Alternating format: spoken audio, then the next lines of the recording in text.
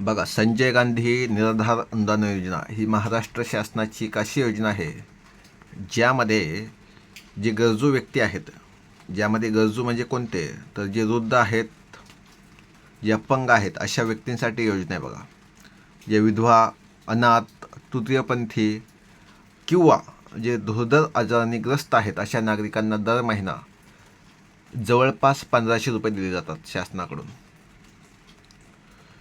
त्या 1500 रुपयामध्ये ही रक्कम दिव्यांग असेल तर 2500 रुपये असते. बघा, आणि ही अमाऊंट डायरेक्टली बँक खात्यामध्ये जमा होते, हे लक्षात घ्या.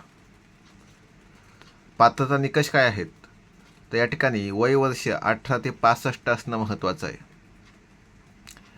65 वर्षावरील जे काही व्यक्ती आहेत त्यांच्यासाठी श्रावण बाळ योजना लागू आहे. बघा, आणि कुटुंबाचं उत्पन्न जवळपास या ठिकाणी किती असणं महत्त्वाचं आहे, तर या ठिकाणी 21,000 असणं महत्त्वाचं आहे. आणि दिव्यांग असतील तर त्यांना सूट आहे, किती, ते 50,000 आहे. बघा, पण नॉर्मल किती आहे, 21,000.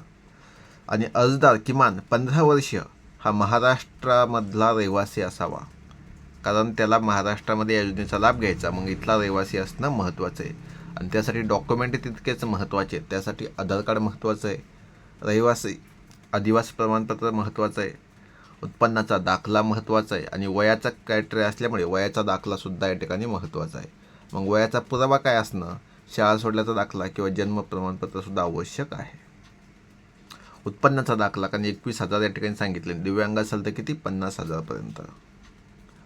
बँक खाते पासबुक, कारण ही रक्कम तुमच्या अकाउंटमध्ये जमा होणार आहे. लागू असल्यास अपंगत्वाचे वैद्यकीय प्रमाणपत्र, म्हणजे किमान 40% अपंग असणे या ठिकाणी कायद्यानुसार महत्त्वाचं आहे. पतीचा मृत्यूचा दाखला, घटस्फोटाचे कागदपत्र या ठिकाणी जमा करणं महत्त्वाचं आहे. आता अर्ज कसा करायचा, तर लक्षात घ्या, तुमच्या क्षेत्रामध्ये जे काही तलाठी कार्यालय आहे किंवा तहसील कार्यालय आहे, तहसील कार्यालयामध्ये संजय गांधी योजनेची शाखा असते, किंवा समाज कल्याण विभागात जाऊनसुद्धा नमुना अर्ज तुम्ही जमा करू शकता. ऑनलाईनसुद्धा महाराष्ट्र शासनाच्या आपले सरकार या पोर्टलवर जाऊन तुम्ही अर्ज भरू शकता. बघा, काहीच अडचण नाही. या योजनेचा सगळ्यांनी लाभ घ्या, कारण ही योजना सर्वसामान्य व्यक्तींसाठी उपयुक्त आहे.